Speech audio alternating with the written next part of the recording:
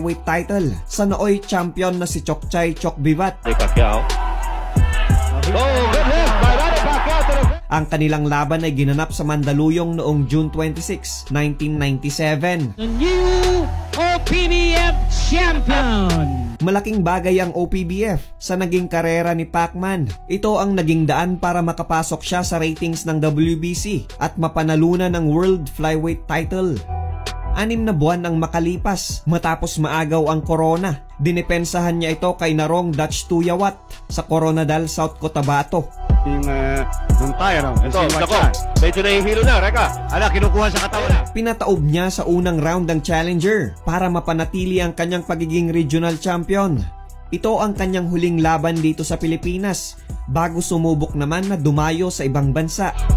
May 18, 1998, inimbitahan sa Japan si Pacquiao para depensahan ang kanyang OPBF title kay Shin Terao. Pero kahit ito ang kauna-unahang beses na lumaban sa ibang bansa si Pacman at hindi pa ganon kateknikal ang kanyang laro naging sapat pa rin ng kanyang mabangis na opensa para sa laban na ito. Sa unang minuto ng laban ay iniikot-ikutan siya ng pambato ng mga Hapon.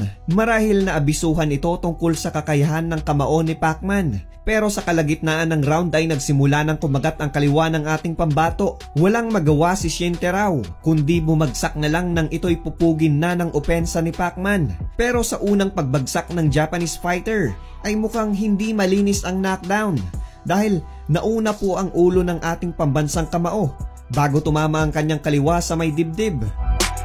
Gayunpaman, muli na namang bumagsak ang hometown fighter dahil ayaw siyang tantanan ng champion. Kahit nga may paisa-isa siyang ganti na tumatama rin naman, hindi pa rin ito mapipigilan ng Filipino knockout artist. Tumayo uli si Shin Terao pero wala rin itong silbi dahil dinagdagan lamang niya ang sakit ng kanyang katawan. Halos hindi siya binibigyan ng pagkakataon ni Pacman na makarecover. 2 segundo nga bago matapos ang unang round ay bumagsak sa pangatlong pagkakataon ang Japanese fighter at dito na nagdesisyon ang referee na tapusin na ang bakbakan. Imbes na pumunta nga sa red corner si Pacman ay dumiretso muna siya sa neutral corner dahil akala nito ay itutuloy pa ang laban.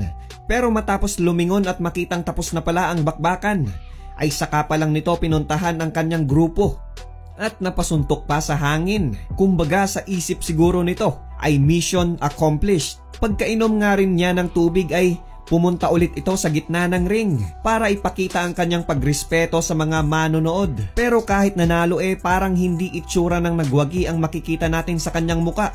Hindi kaparehas noong napanalunan niya ang OPBF title dito sa Pilipinas o kahit noong nakapagdepensa siya sa Coronadal, South Cotabato. Hindi naman sa sinasabi nating dapat ay magsisigaw ito o magtatawa sa kanyang pagkapanalo sa Japan.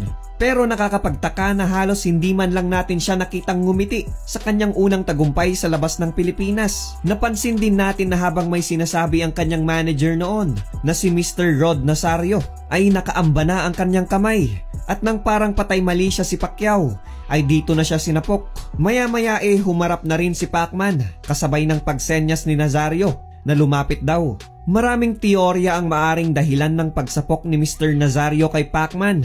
Isa na dyan ay ang nangyaring headbutt sa unang pagbagsak ng Japanese fighter. Dahil kumbaga isang father figure para kay Pacman ang kanyang manager. Pinagsasabihan niya si Pacman na mag-ingat sa mga ganitong sitwasyon dahil baka mauwi sa wala ang pinaghirapan kung nagkataon.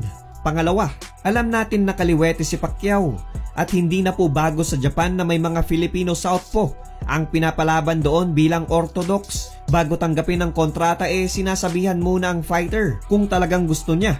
At kapag pumayag ito ay hindi siya dapat lumaban bilang kaliwete o kung hindi ay walang iaabot na bayad sa kanya pagkatapos ng bakbakan. Pangatlo, marami ang haka-haka na ang laban sa Japan ay fixed fight sana, pabor sa Japanese fighter. Pero dahil may pride si Pacman at ayaw ibenta ang laban ay pinulbos na lang niya ang challenger. Ito nga ba ang dahilan kung bakit kahit nanalo ang Pinoy fighter, nagawa pa rin siyang sapukin ng kanyang manager? Kung totoo nga po ito at nangyaring pumayag si Pacman na ibenta ang laban noon, ay baka hindi na siya umabot sa kung anong kinalalagyan niya ngayon. Siguro ay hanggang tanong na lang muna tayo dahil ang tanging makakasagot o makakapagbigay linaw sa mga ito ay ang ating pambansang kamao na si Senator Manny Pacquiao. Ang kanyang dating manager kasi na si Mr. Rod Nazario ay pumanaw na noong 2009. Matatanda ang 2005, inamin ng lawyer ni promoter Murad Muhammad na di umano ay dinadaya raw ni Mr. Nazario si Pacman sa kanyang mga premyo sa US noon. Bagay na itinanggi naman ng akusado